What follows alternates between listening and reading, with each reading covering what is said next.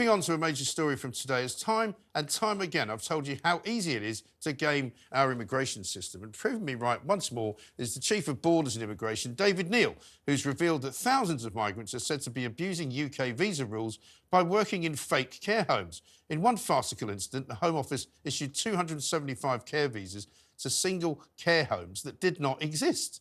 Joining me now down the line is the leader of the SDP, Mr. William Clouston. William, very good evening to you. Welcome back to the Independent Republic of Mike Graham.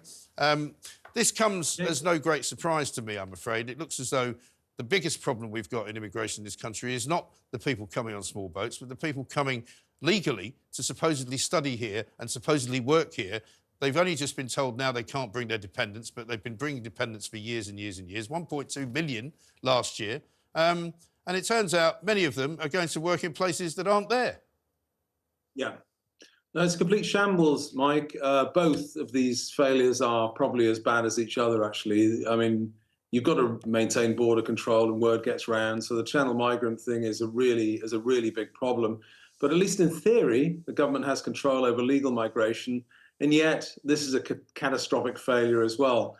The root cause of this, Mike, is a failure to do any labour market planning at all. So you have a social care sector which is desperate for workers, and the government panics post-COVID and just opens the floodgates, basically, and you've had over 100,000 people coming in, and you've had more than that in terms of their dependents and relatives. The whole system is a shambles. And this is, after all, Mike, to work for basically the minimum wage. And as this latest report's shown, a lot of people have just gone missing or gone and working in other sectors. So, you know, this is on the government. Yeah, it is. But the problem here, it seems to me, William, is that people are coming into Britain for any number of reasons, but generally speaking, not to do what they say they're going to do. And my question to you would be, we know the Home Office and their interviewing techniques for illegal migrants is pretty useless, but this one must also be pretty useless because you need to have a licence to run a care home. In various licences that have been applied for in this situation, they've put down how many employees they have. And in one case, 4 was the number, and yet they got something like 1,500 visas for people to go and work there. I mean, who's checking the actual figures here? Yeah, that's a shambles. But as I say, the root cause of it is the fact that we've put ourselves in a position where we need to import vast quantities of labour to do the jobs we need. And it's because the government can't be bothered to plan anything, can't be bothered to train young people and match demand for labour to supply. It's as simple as that. They've never done it, Mike. They've never bothered to do it. The present guy that's Chancellor of the Exchequer used to be Health Secretary. And all the time he was Secretary of State for Health, he never produced enough clinicians or doctors or nurses for the NHS's needs. And it's the same on social care. It's an utter shambles. And Mike, you know what? The real reason why these people are going missing? It's because we are a free country. This is a free country. We have high embedded rights. We don't have ID checks, and people are free to go where they like. But the problem with that is, if you have people abusing it and coming in, they just go AWOL, and then we're done. And the Home Office has no idea where people are. No, they don't have, and not only do they not have any idea, but they don't have any idea in most cases who they are, or where they've been, or what they've done, or what they're about to do, as we also know. Yeah. But as I say, the reason I mention labour market planning and the labour market itself is that we've become addicted. This is an addiction. It all started with the single market in Europe, where we couldn't be bothered to train our kids, and we just imported often very, very high-skilled Poles and Czechs and Slovaks to do work. And we got used to this open labour market. I'd argue from a position on the left that it was bad for the workers because basically it disincentivized training and it put wages down. It was crazy. I mean, it was never in our interest to do this. We got addicted to it. And like any addict, you get addicted to something and you need bigger doses. And that's what's happened. If you look at the graph of labour imported to this country, particularly low-skilled labour, which puts very high demands on our social welfare system, we've just needed bigger and bigger hits to do the job. I know, it's a shocking state of affairs. I don't know how we're going to fix it, but listen, William, thanks very much indeed. We've got Laura Dodsworth here, and I know you guys have got a little, not, I'm going to say a little secret because that'll sound a bit weird. But anyway, we'll get back to that. But the panel is here. Ella Whelan is here, Laura Dodsworth is here, Esther Craig, of course, as well. It seems to me that you can't just say the system's screwed, that therefore we're screwed. Surely, Ella, I mean, surely the system, even if the system's bad, there must be people in the Home Office that can do their job, aren't there? Well, it always comes back to just a really basic issue of things functioning properly. So checks being carried out properly. Any checks? Paperwork. I mean, we know that there's a crisis within government departments of people not even being in the building to do the work. But I think William's really right to highlight the fact what ramifications this, never mind the immigration discussion, what ramifications this has for social care. So if you're paying someone a tenner an hour who doesn't have any real drive or social pressure to stay in that area and be a social care worker for that community for a long period of time, because why would you do it for $10.75 an hour? It's a pretty horrible job. And it's a rough job, but it should be paid 20 an hour, quite frankly, or more. Then the system of social care doesn't work, and people who need social care are ill-served. And that's the tragedy of all of this, which is that this is a sector in society which should be treated as seriously as the NHS as a whole, and it's been severely neglected. Well, it didn't help, Laura, they fired a load of people from social care because they wouldn't get the COVID vaccine. Yeah, no, we've got an acute staffing shortage. I mean, the road to hell is paved with good intentions. This low-skill visa was brought in because there was a shortage of 150,000 people. 40,000 care workers did lose their job because they wouldn't take the forced COVID-19 vaccine, which didn't stop transmission. So that's unfortunate. But as Ella says, they're just not paid well. And as William said, the problem with all of this is bad planning. So the government sees a skills shortage and thinks, right, let's import workers. But it's not that British people won't do those jobs, it's just that it's not very well paid. So what happens by bringing in a lot of new people who are prepared to do it for a low wage, because it's better than they'd earn in the poorer countries they come from, is it keeps wages low. 8 out of 10 care worker jobs are actually performed by British people. So the problem with recruiting and retention is, it's multifactorial, but a lot of it's down to pay. The thing is, you bring these people over to do the job. As we know, there are abuses that are going on. The jobs that don't exist. There's also the care homes that don't exist. The care homes that don't exist. There's been examples of modern slavery, and they've been allowed to bring in family dependents and work dependents, which means that the actual workers are the minority of these non-EU immigration numbers in the last several years.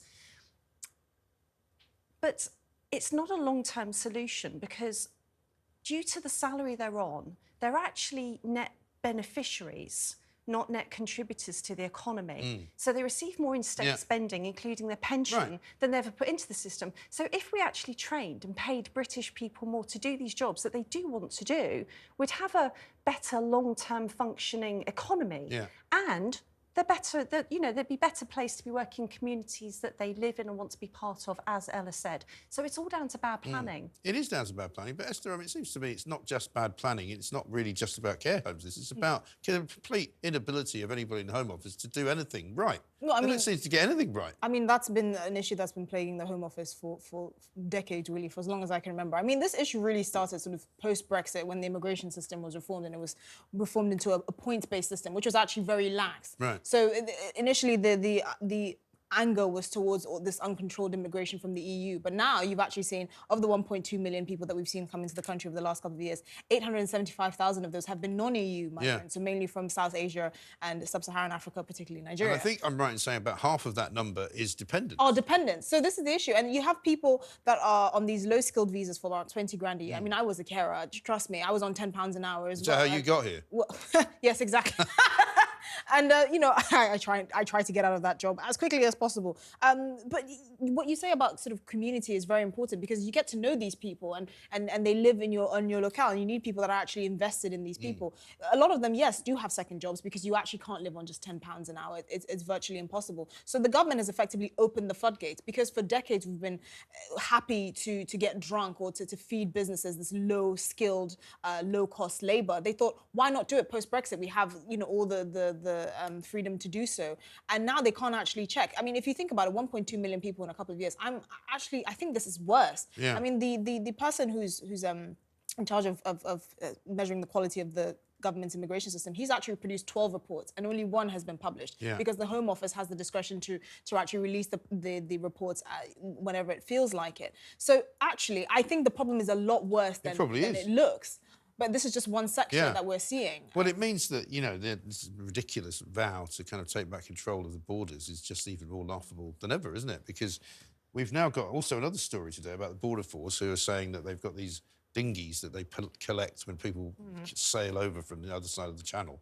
And they won't give them to a charity in Ukraine who want to use them for all sorts of purposes, some of which may be military, because they're not very good. And it's like, well, why don't you just let them have them? What's the problem? Yeah, actually, it's really interesting reading the article. The charity says that even the rubbish dinghies would be useful as decoys. Yeah. So, I mean, there is a definite... They can actually do something with them. Yeah, and that they've been buying some of them. So it seems very mean-spirited to not give them over. But, I mean, perhaps it's symptomatic of what this government is about. Right. It likes to make a lot of sound and noise about doing something, whether it's the Rwanda boats or, you know... OK, that's unfair. We are giving quite a good amount of support for Ukraine. But when it comes down to sort of the basics of functioning, things fall apart. And I mean, the point to make about immigration more broadly and the sort of the Rishi Sunak's idea that it will be fixed by just getting this Rwanda Act bill, whatever it is, through and you can kind of put a lid on it, is that it's not really about any sort of one policy. It's about a general feeling in society that the Brexit promise of sovereignty and control hasn't been realised. And, you know, you can take any example. Take universities who are, you know, totally stripping foreign students. I mean, ripping them off completely. They're just taking them in, aren't they? And saying, yeah, you can come. But charging them disgusting amounts of money for very poor quality degrees in order to fund university expansion. So this, I mean, you can't quite call it corrupt. But it's getting Well, there. it's funding also very high wages inside the sector. I mean, if you're a Vice-Chancellor of university, you're on minimum $400,000 a year, which is an awful lot of money for running an organisation which isn't open for half the year, for heaven's sake. But the student visa problem is quite similar in a way to the care worker visa problem. Because people are just using it to get here. They're just using it to get here. I mean, it might be funding salaries and research in universities, but what it's doing is bringing a lot of people who aren't necessarily that serious about study. There's no requirement for them to have, you know, a decent salary or particular skill set when they leave university. They can do any job they like. And again, they're bringing their dependents. They're not even checking if they're actually studying as well. No checks. No, a high number of them actually don't. I think it's something like 25% don't complete their degree anyway. Right. And then many of them, again, just disappear. We don't know whether they're still here. We don't know what they're doing. If they are still here, we don't know how many people from their families they brought with them. I mean, it just seems to me that we've got this ludicrous organisation called the Home Office, you know, nay, the government, who know nothing about what is actually happening in their own country. I mean, the level of incompetence is completely staggering because you can't stress enough. I mean, of course, high levels of immigration have the downward effect on wages. They stress our public services. But no one is talking about probably what concerns me the most, which is social integration and social cohesion. I mean, in December, you had groups of, I think it was Eritreans protesting in Camberwell in South London because they were against the delegation of Eritrean diplomats being sent over to the embassy in Islington.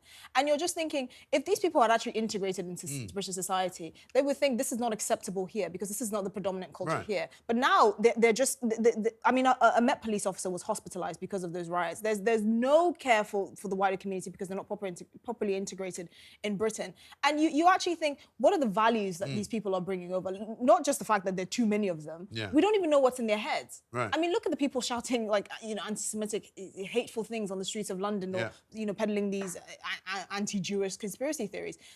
It's affecting how we fundamentally live. That's just Labour Party candidates. Well, because we're looking at our neighbours with distrust, right? We're looking over our shoulders and assuming that every social interaction is malicious because we don't trust the people we're with because we're fundamentally living with strangers. And this is one of the effects of the government opening the floodgates, not to mention the incompetence that's rife amongst all, you know, I think you want to be a little. I think you want to be a little bit careful. That's certainly not my experience living in London, which has high levels of.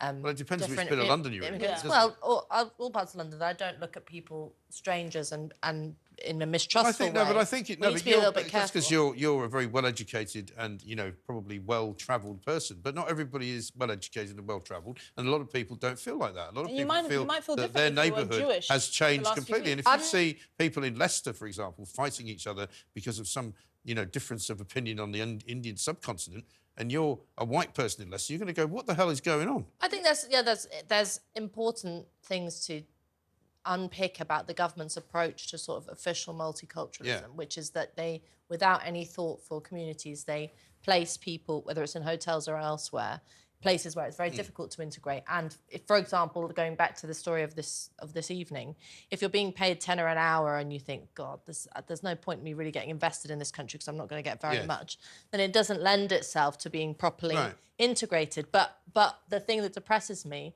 is that we end up, rather than criticising the government for not producing enough resources, not building enough houses, blah blah blah, not doing the proper functioning of a government for everyone, we sort of stray into mistrust of because it's all connected, strangers, and that's, I mean, it doesn't have to be that way. Well, it does actually. I don't Well, no, hang on, think we're going to it's run out of about time here. We're going to run out. We're going to run out of time here. It's So about I'm going to cohesion. It's about cohesion. It's about, you know, the person who's coming here to do a £10 an hour job in a care home is not the person that we're talking about. You know, the fact is we know that there are many other people who are coming here who are not working in care homes, who might be doing all sorts of other jobs that we don't know because the government isn't looking after us to tell us what they're doing. So we have criticised the government, but you have to also criticise the results of that government's policy, which is making a lot of people feel very nervous. A lot of them are young men working on building sites who aren't doing very much bad other than dodging tax. I mean, you know, which, you know, we could have a row about that, but I just think there's a, you know, did you ever think... We've got to go. No, we can't keep doing this. I mean, as fascinating as it is, we do a whole show on it. We should probably do a whole show on it, because this is the future of Britain we're talking about, and people are really, really worried about it. And it's nice and fine and dandy to go, oh, but, you know, we shouldn't be taking that view. But a lot of people do. You know, and there's a lot of good reason for it. We'll come back. I promise you we will.